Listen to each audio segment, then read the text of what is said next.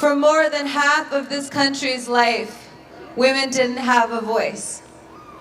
Yet we raised children, we held our families together, we supported men as they made the decisions. But tomorrow, women will be a part of making this decision.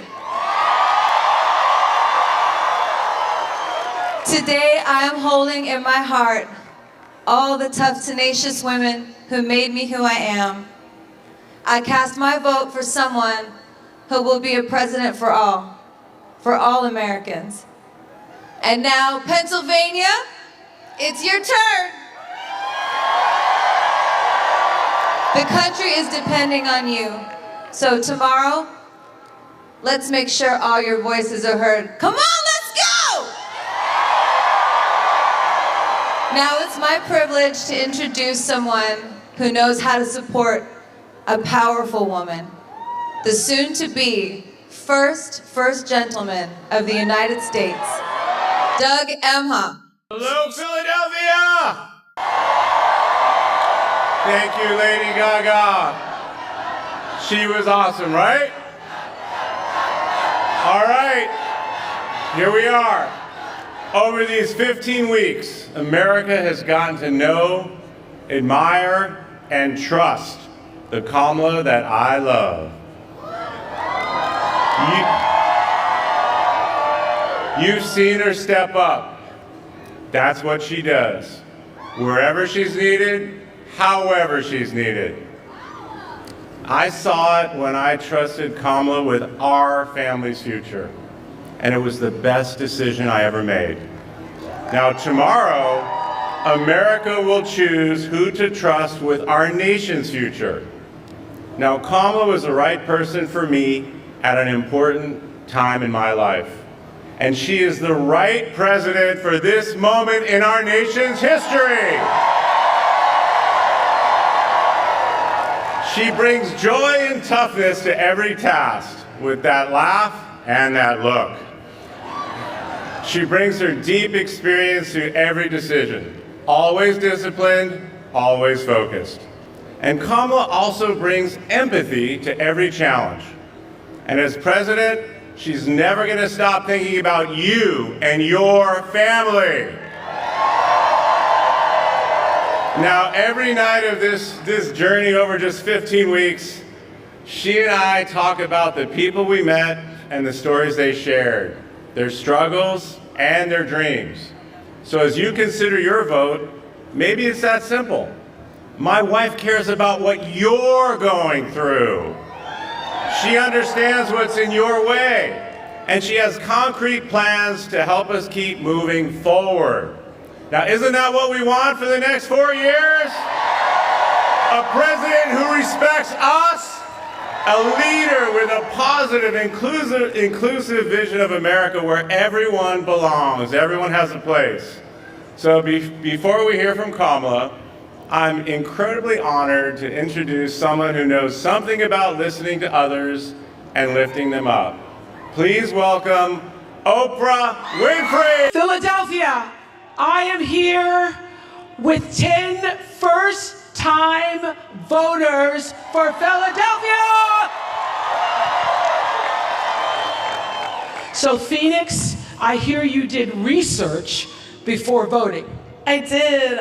It was really important to me that the policies that Kamala Harris has proposed for women's reproductive rights and education equality are what led me to cast my ballot for her. Fantastic. And Eddie, I heard you stood in line because honestly, it was an honor as an African American to exercise my right to vote, which my ancestors fought so hard for. And as a professional soccer player for the Philadelphia Union, I know that God, He gave me the opportunity to be a leader in this platform to encourage my peers and all of you out here to stand for what's right. Go Kamala. And Sophia, you haven't voted yet, but you're getting up at what time tomorrow to go vote? 7 a.m. 7 a.m. when it's open, okay? And my family's from Puerto Rico, so voting. Puerto Rico! So voting this election just means so much to me, and I plan to become a future OBGYN, and I'm so excited to vote for Kamala Harris to ensure my future patients' freedom. That's fantastic.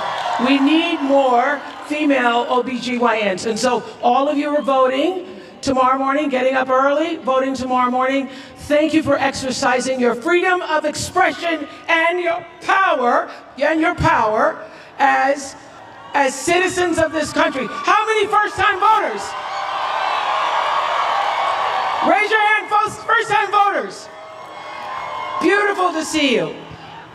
Thank you all for coming here tonight and representing all the people who will be voting tomorrow. Those of you who have not voted, thank you so much.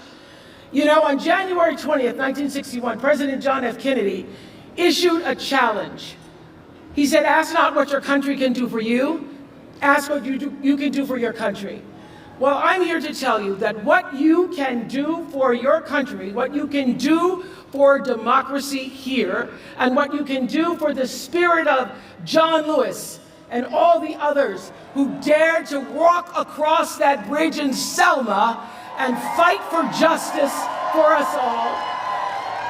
What you can do for every pregnant young woman who has died because she was not eligible to receive the emergency medical care she desperately needed because of an abortion ban.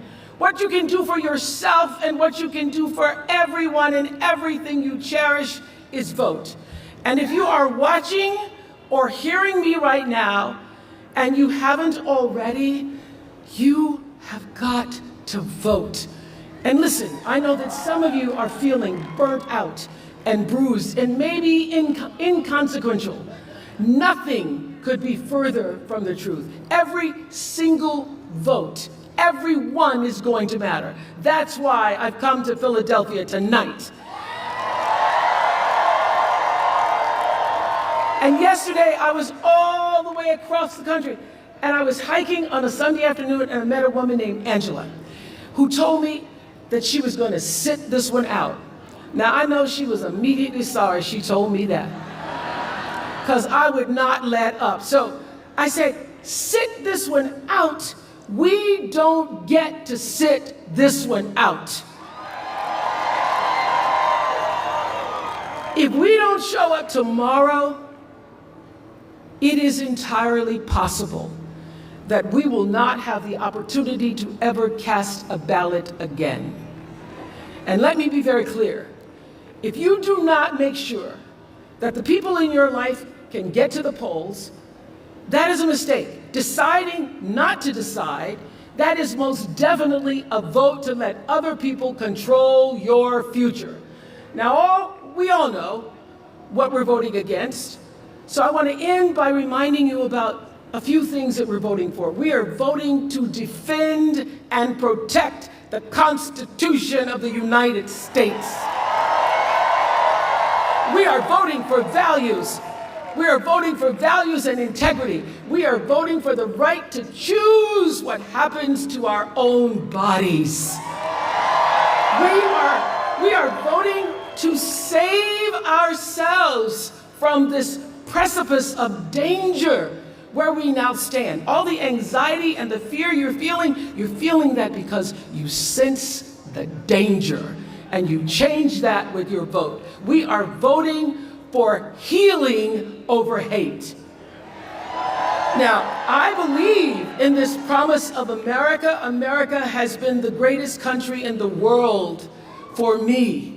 I believe that if you and I and the voters you see on this stage show up for our country tomorrow, if we answer that call that President Kennedy made more than 6 decades ago, then we have the power to choose a leader who will see us. She sees us, and she will do her mighty best to serve all of us. I believe we can do that, and I know she can do that. Yes, she can. Yes, she can. Yes, she can. And to say it and sing it and drive that message home, put your hands together for Will I Am. Philadelphia, Will I Am.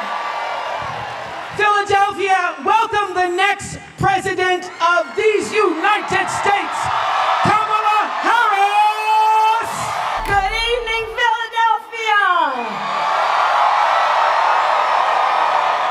Good evening, everyone. First of all, can we hear it for Oprah, please? And the first, second gentleman of the United States, my husband. Oh, it's good to be back. It's good to be back and to be with so many incredible leaders, including Bob Casey. Let's send him back to the United States Senate. I want to thank all the outstanding artists and performers who are here tonight and sharing the gift that they have with all of us. I thank you all so very much. And to everyone here, thank you for taking time out of your busy lives to be here, for us to all be here together, showing who America is, that we are all in this together. We are all in this together. So Philadelphia, you ready to do this? Are we ready to vote? Are we ready to win? Oh, it's good to be back in the city of brotherly love, where the foundation of our democracy was forged. And here at these famous steps, a tribute to those who start as the underdog and climb to victory.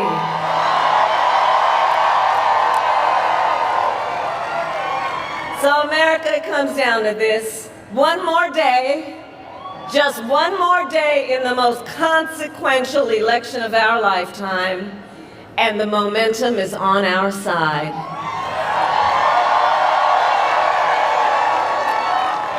Our campaign has tapped into the ambitions and the aspirations and the dreams of the American people. We are optimistic and we are excited about what we can do together. And we know it is time for a new generation of leadership in America. And I am ready to offer that leadership as the next President of the United States of America.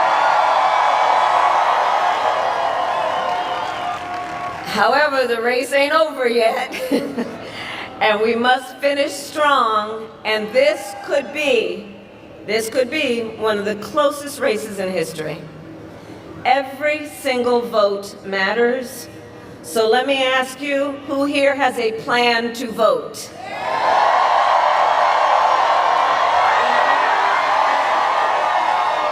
All right, well, help spread the word. Here in Pennsylvania, polls are open tomorrow morning from 7 a.m.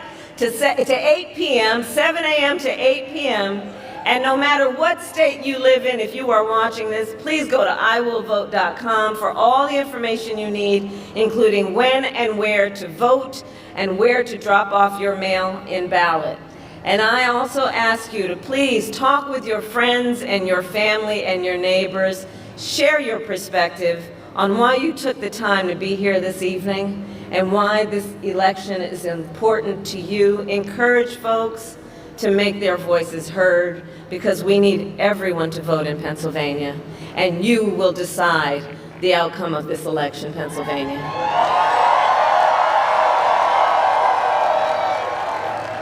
So with only a few hours left, we still have work to do. And as you've heard me say before, we like hard work. Hard work is good work. Hard work is joyful work. And make no mistake, we will win. We will win. And we will win. We will win.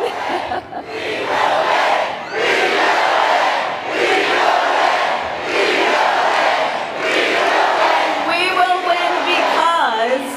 And we will win because when you know what you stand for, you know what to fight for. And we have an opportunity in this election to finally turn the page on a decade of politics that has been driven by fear and division. We are done with that. We're done. We're exhausted with it. America is ready for a fresh start, ready for a new way forward where we see our fellow American not as an enemy, but as a neighbor. And we are ready for a president who knows that the true measure of a leader is not based on who you beat down, but based on who you lift up.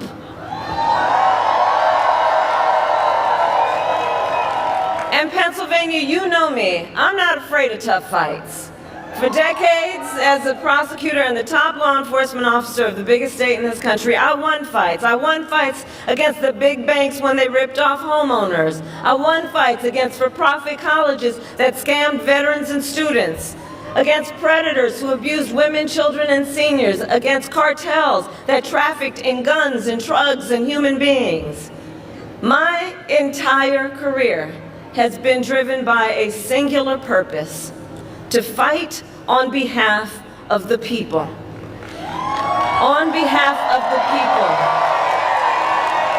And it is my pledge to you that if you give me a chance to fight on your behalf as president, there is nothing in the world that will stand in my way.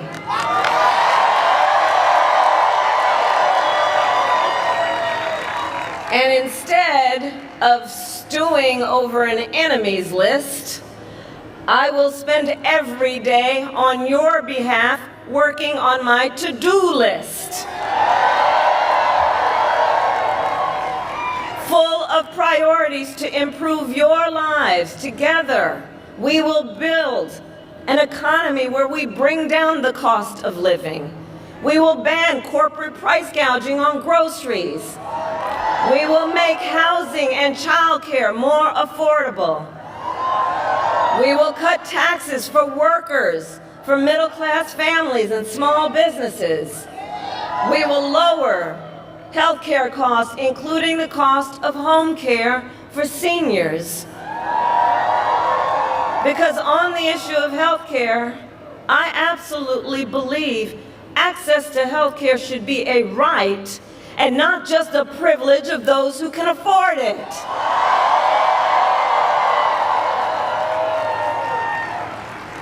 And to anyone out there watching this while we're here, who still is trying to get rid of the Affordable Care Act and take us back to the days when insurance companies could deny people with pre-existing conditions, well, Philly, you know what I'm about to say. We are not going back. We are not going back.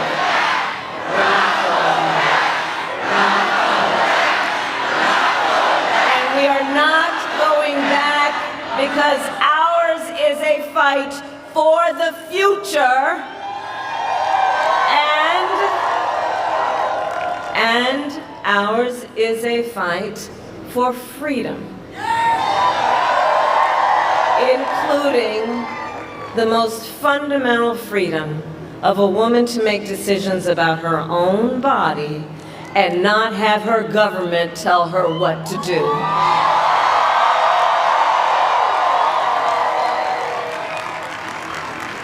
And when Congress passes a bill to restore reproductive freedom nationwide, as President of the United States, I will proudly sign it into law. Proudly.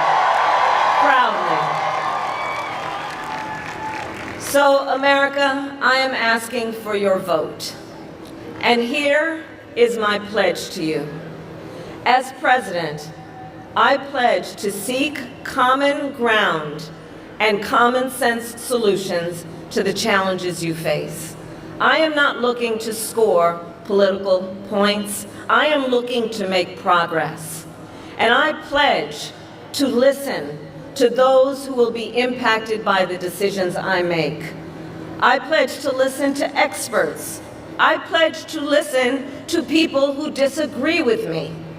Because you see, I don't believe that people who disagree with me are the enemy. I'll give them a seat at the table. That's what real leaders do. That's what strong leaders do. And I pledge to always put country above party and self, and to be a president for all Americans.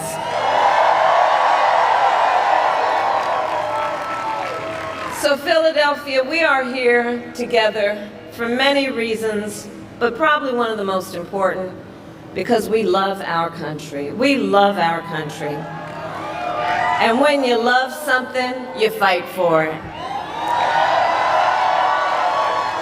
And I do believe it is one of the highest forms of patriotism, of our expression, of our love for our country, to then fight for its ideals, and to fight to realize the promise of America.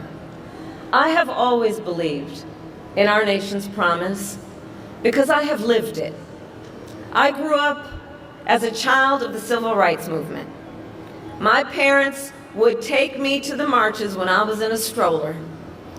And we all know, and we've read about it, at those marches, there were people from every walk of life who came together to fight for freedom and for opportunity. You know, growing up, I saw how hard my mother worked to give her daughters the same chances our country gave her. And I was blessed growing up to have family by blood and to have family by love, who instilled in me the values of community, of compassion, and faith. I've spent my life fighting for people who have been hurt and counted out, but who never stop believing that in our country, anything is possible. I have lived the promise of America, and today, I see the promise of America in everyone who is here, in all of you. We are the promise of America. We are the promise of America. I see its promise in the fathers and the mothers and the grandparents across our nation who work so hard every day for our children's future. I see it in the women who refuse to accept a future without reproductive freedom, and in the men who support them.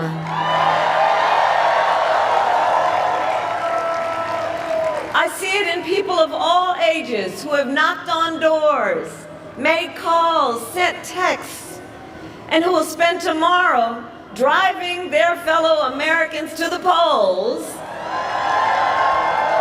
I see it in Republicans who have never voted for a Democrat before, but who put the Constitution of the United States above party. And I see the promise of America in all the young leaders who are voting for the very first time. Where are you? I know you're here. I know you're here. And you who are determined to live free from gun violence, who are determined to tackle the climate crisis, who are ready to shape the world you inherit. To you in particular, I say, I see your power, and I am so proud of you. Can we all applaud our first-time voters?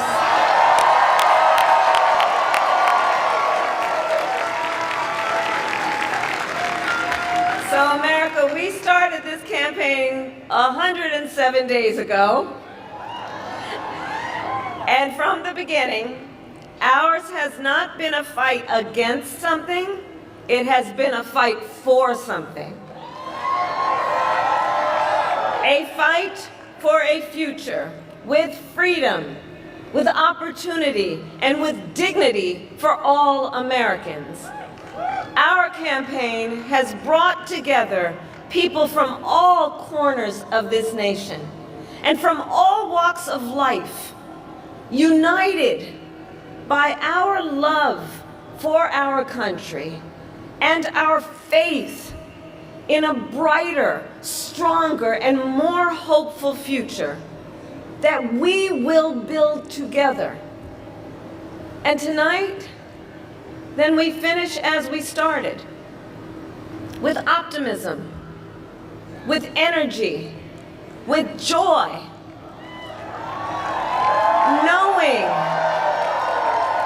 knowing that we, the people, have the power to shape our future, and that we can confront any challenge we face when we do it together. Generations of Americans before us led the fight for freedom. And now, the baton is in our hands. And to everyone who continues to pour so much of yourselves into this campaign as an extension of your love for our country, I thank you for your time, your effort, and the heart you are putting into this. And together I know that together we are also intentional about, in this process, building community and building coalitions. And because of you, each of you, and collectively, our people-powered movement reflects a simple and undeniable truth, that we are all in this together. We are all in this together. So we have one day to get this done, which means now we need to get to work and get out the vote. So let's reach out once again to our family members, friends, classmates, neighbors, co-workers, knowing and reminding them that we all have so much more in common than what separates us. And let us please remind everyone that your vote is your voice, and your voice is your power.